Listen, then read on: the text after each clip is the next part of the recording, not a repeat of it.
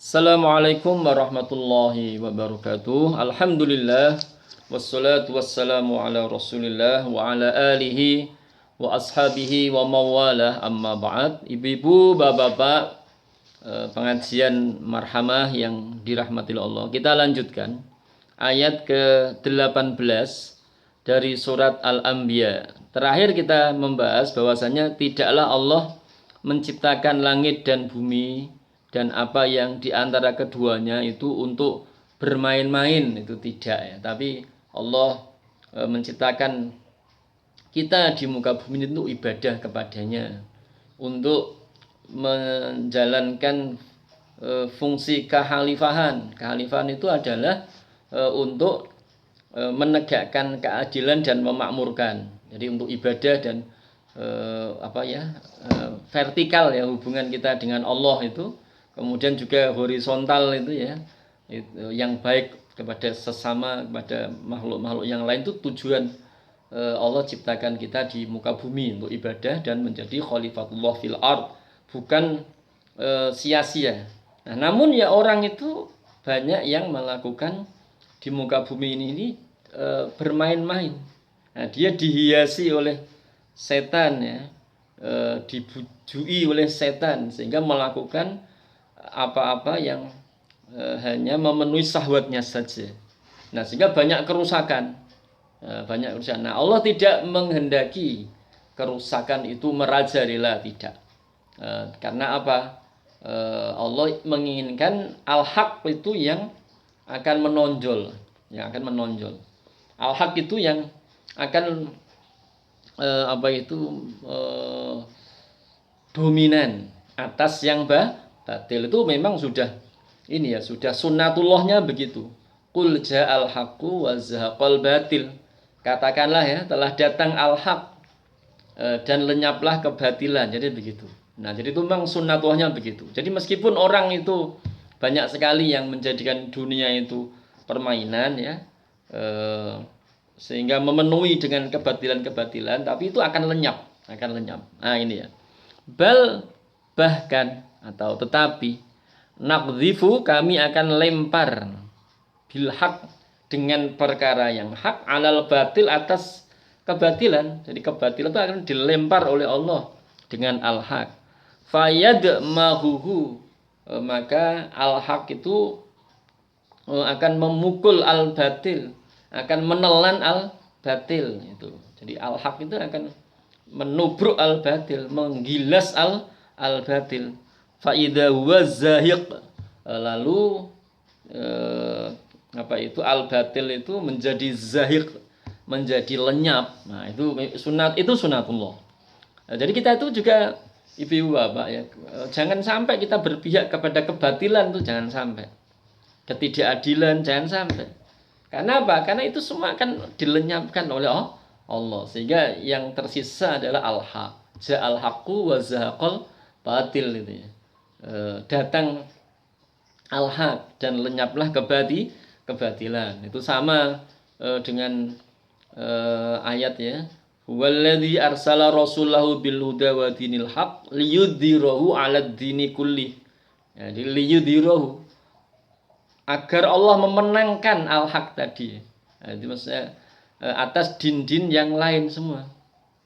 Jadi din yang hak tadi Allah akan menangkan atas din-din yang lain. Itu sama dengan ja'al haqqu wa zahaqal batil, sama dengan ini.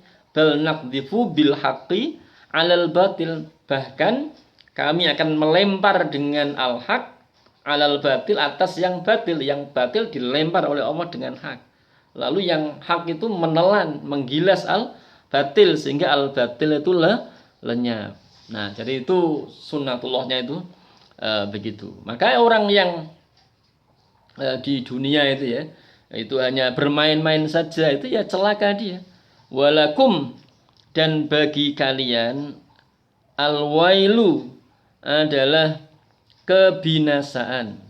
Neraka wail itu ya. Kalau kiai-kiai dulu itu ada yang menafsirkan wailun itu neraka wail, satu lembah di neraka. Tapi ada juga yang menafsirkan wailun itu adalah kebinasaan. Nah, bagi kalian adalah kebinasaan mimma tasifun, dari apa yang kalian beri sifat Allah dengan sifat-sifat yang tidak layak bagi Allah. Ini kebatilan yang paling tinggi, memberi sifat Allah dengan sifat-sifat yang tidak layak bagi Allah, malah sifat yang mestinya kita jauhkan dari Allah. Seperti apa?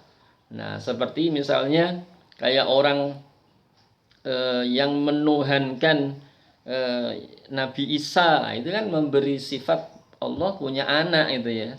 Nah, itu adalah celaka kalian. Nah, itu kebatilan yang paling batil. Kebatilan yang paling batil adalah kebatilan dalam bidang akidah. Nah, dalam bidang akidah. Tentunya juga kebatilan-kebatilan yang lain ya, dalam hal muamalah itu juga masuk. Cuman yang disampaikan oleh para mufassirin itu ya, di ayat ke-18 ya, walakumul wailu mimma tasifun, adalah kebatilan dalam bidang akidah itu yang akan lenyap. Walakum, dan bagi kalian, al-wailu, kebinasaan, mimma tasifun, dari apa yang kalian sifatkan. Nah, sifat itu tadi itu mensifati Allah dengan sifat-sifat yang tidak layak. Nah, juga kebatilan dalam hal syariat itu ya, itu juga termasuk mimma tasifun. Dia menetapkan baik buruk, menetapkan baik buruk itu sesuai kepentingan, bukan berdasarkan syariat. Itu juga mimma tasifun. Kalau bahasa sekarang itu ya adalah sekuler, adalah sekulerisme, itu kan dia mensifati kehidupan dengan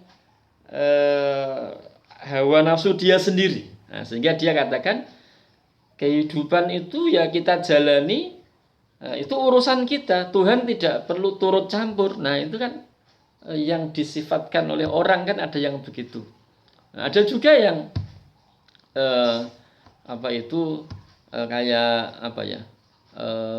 orang komunis itu mensifati, malah lebih parah lagi orang komunis itu. Yaitu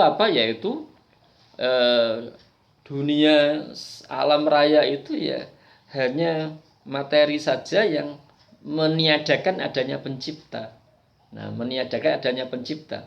Malah kalau kita ada bayangan ini ada pencipta dalam kehidupan, itu malah dia anggap itu adalah satu candu, itu adalah satu racun. Nah, orang-orang semacam itu celaka. Walakumul wailu mimma tasifun. Bagi kalian adalah neraka wail, kecelakaan dari apa yang kalian sifatkan. Namun tafsiran yang pertama tadi yang itu memang disampaikan oleh para mufassirin ya, yaitu yang kalian sifatkan, yang menjadikan kalian celaka itu adalah memberi sifat Allah dengan sifat-sifat yang tidak layak bagi Allah Subhanahu wa ta'ala. Jadi diberi sifat Allah punya anak ya, kalau orang musyrik zaman dulu itu, malaikat itu anak perempuan Tuhan, memberi sifat Allah punya tandingan-tandingan. Nah, punya tandingan-tandingan itu kayak orang percaya khusus untuk daerah pantai selatan ini yang bau reksa itu Nyi Kidul. Nah, itu celaka.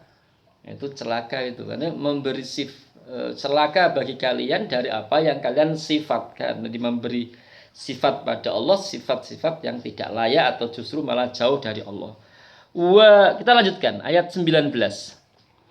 Walahu, dan bagi Allah, ma fis samawati wal ard, siapa saja yang di langit dan di bumi.